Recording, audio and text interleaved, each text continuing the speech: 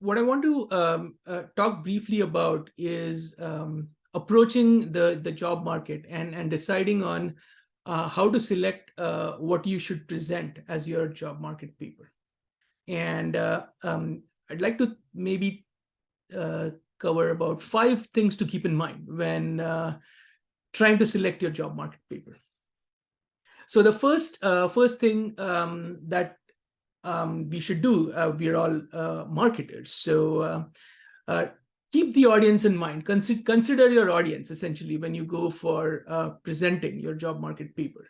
And our typical audience is a mix of researchers who have very different focus, right? So some people in the audience might be focusing on consumer behavior research, some might be focusing on quantitative research, different types of quantitative research. Some might be empirical modelers, some might be analytical modelers, some might be doing work in machine learning and using computational approaches. So there's different kinds of researchers in the audience. So keeping that at the back of your mind as to these are the folks that you'll be presenting to, I think that's the first critical step.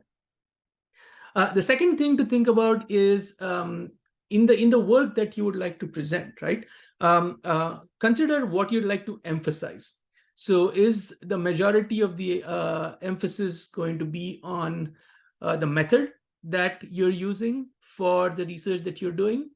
Or is it going to be on the substantive insights that are coming out of it?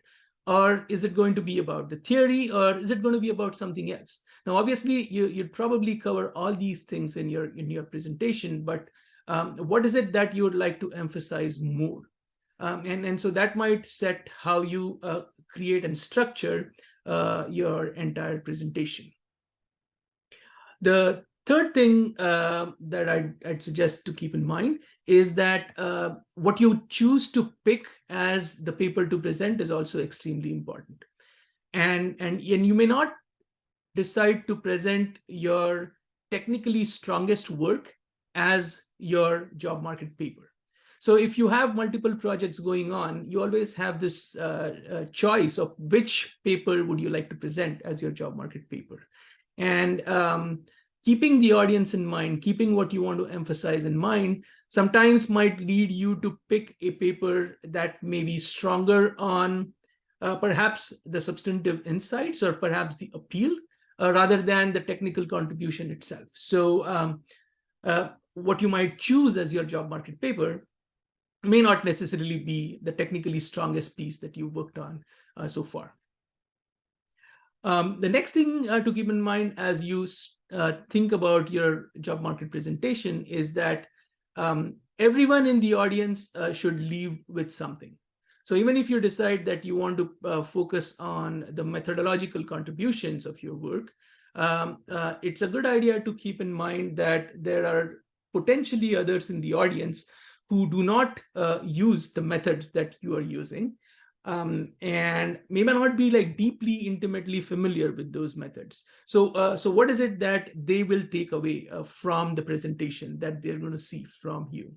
Because at the end of the day, once you complete your job market paper presentation and you come back to your university and the folks at the school that you gave a talk at sit down to think about you, everybody is going to approach the presentation from their own perspective and what they took away from it. So you want at least something that's a takeaway for everybody who's there in the audience.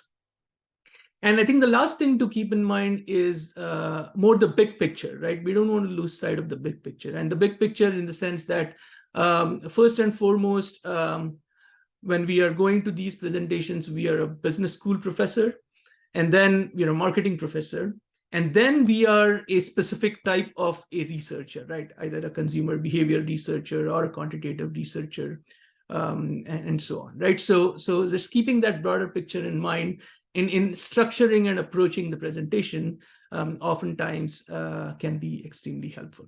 So I hope those tips are useful in thinking about and preparing for the job market. And if you are going to the market soon, I wish you the best for it.